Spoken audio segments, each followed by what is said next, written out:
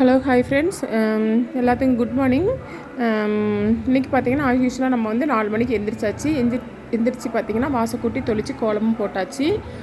ஒரு வருஷத்துக்கு முன்னாடி நாங்கள் ஒரு நாய் வளர்த்தோம். அது ஊடாலே போயிடுச்சு. அந்த நாய் வந்து பார்த்திங்கன்னா இன்றைக்கி வந்து எங்கிட்டிருந்து வந்ததுன்னு தெரியல, வாசலே படுத்து கிடந்தது. சரி, அது சாப்பாட்டுக்காண்டி வந்திருக்கோம் அப்படின்ட்டு வீட்டுக்குள்ளே கொஞ்சம் பழைய சாதம் இருந்தது, தயிரும் அதுவும் பிசைஞ்சு வச்சு நம்ம பூஜை ரூமுக்குள்ளே போயாச்சு. அதுக்கு சாப்பாடு வச்சுட்டு பூஜை ரூமுக்குள்ளே போய் சாமி கும்பிட்டுட்டு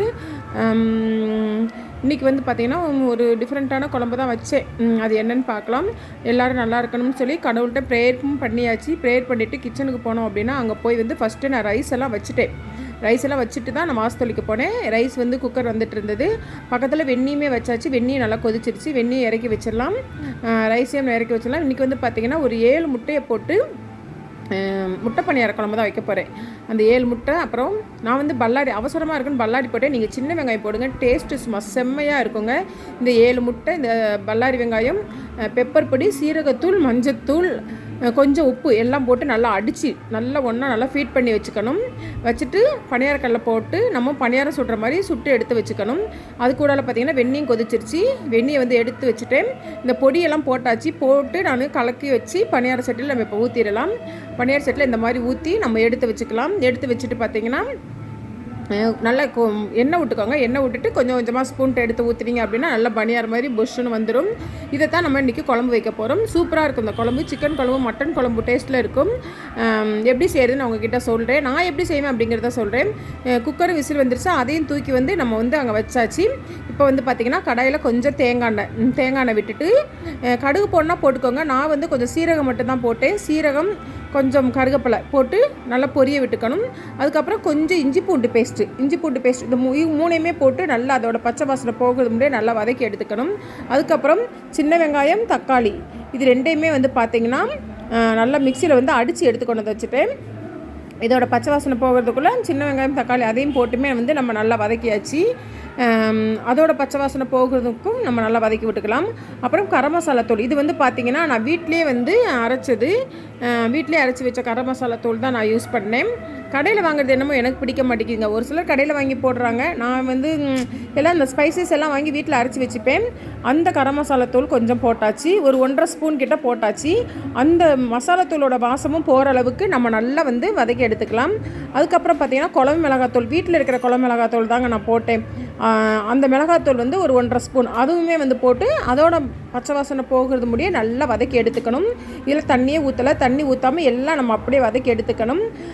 அதுக்கப்புறம் வந்து தேவையான அளவு வந்து நம்ம தண்ணி ஊற்றிக்கலாம். உங்களுக்கு கிரேவி மாதிரி வேணும்னா கொஞ்சம் கட்டியாக, இல்லை கொஞ்சம் தண்ணியாக வேணும் அப்படின்னா எந்த அளவுக்கு உங்களுக்கு தேவையோ அந்த அளவுக்கு நீங்கள் வந்து தண்ணி ஊற்றிக்கோங்க. கூடலாம் உப்பு போட்டுருங்க. ஏற்கனவே நம்ம பணியாரம் சுடுறப்போ அதுலேயும் கொஞ்சம் உப்பு போட்டிருக்கோம். அதனால் வந்து உப்பு வந்து கொஞ்சம் பார்த்து போடுங்க, ரொம்ப போட்டுறாதீங்க. ஏன்னா முட்டையை கலக்கி வச்சு அதுலேயும் நம்ம கொஞ்சம் உப்பு போட்டிருக்கோம் இல்லையா, அதனால் கொஞ்சம் உப்பு கரிச்ச மாதிரி ஆயிரும். இப்போ வந்து தேவையான அளவு தண்ணியும் விட்டுக்கலாம்.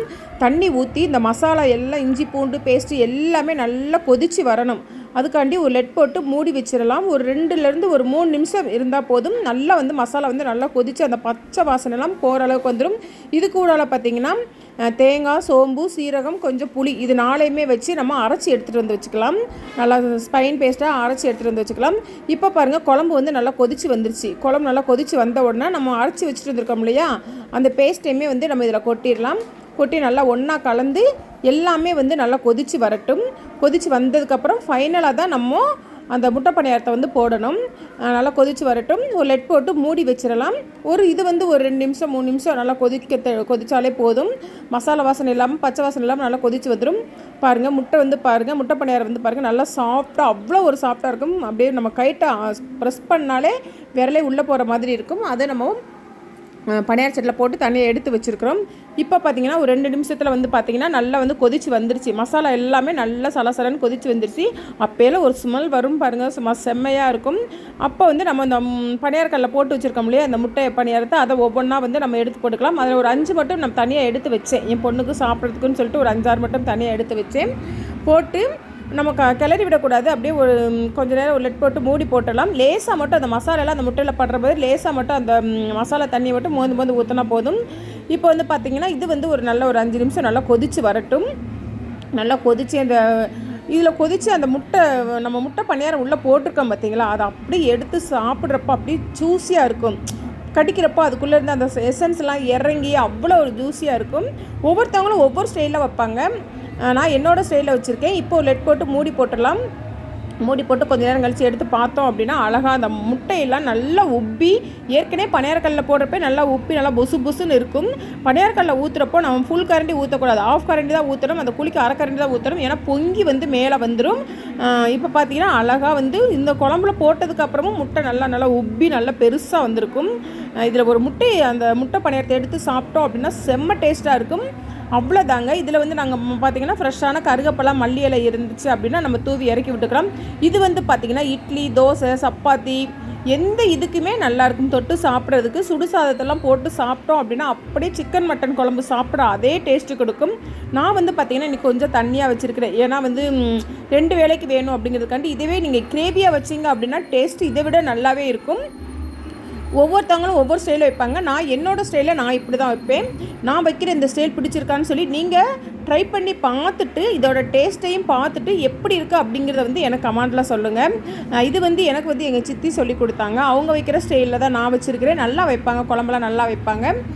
சூப்பராக முடிஞ்சு போச்சு. இப்போ வந்து நம்ம ஸ்டவ் ஆஃப் பண்ணிடலாம். அவ்வளோதான். நல்லா ஈஸியான ஒரு பணியார முட்டை குழம்பு வந்து நம்மளுக்கு ரெடி ஆயிடுச்சு. நீங்கள் வந்து ஃப்ரெஷ்ஷான மல்லி செடியும் கருவேப்பிலையும் இருந்தால் நல்லா வாஷ் பண்ணி மேலே போட்டிங்க அப்படின்னா பார்க்கவே நல்லாயிருக்கும். அந்த கருவேப்பிலை மல்லியெல்லாம் வந்து பார்த்திங்கன்னா அந்த நம்ம ஹீட்லேயே இருக்கிறதுனால நல்லா வெந்து வந்திருக்கும். அந்த குழம்போடு சேர்த்து சாப்பிட்றப்போ சூப்பராக இருக்கும். ஓகே ஃப்ரெண்ட்ஸ், ஓகே, பாய்.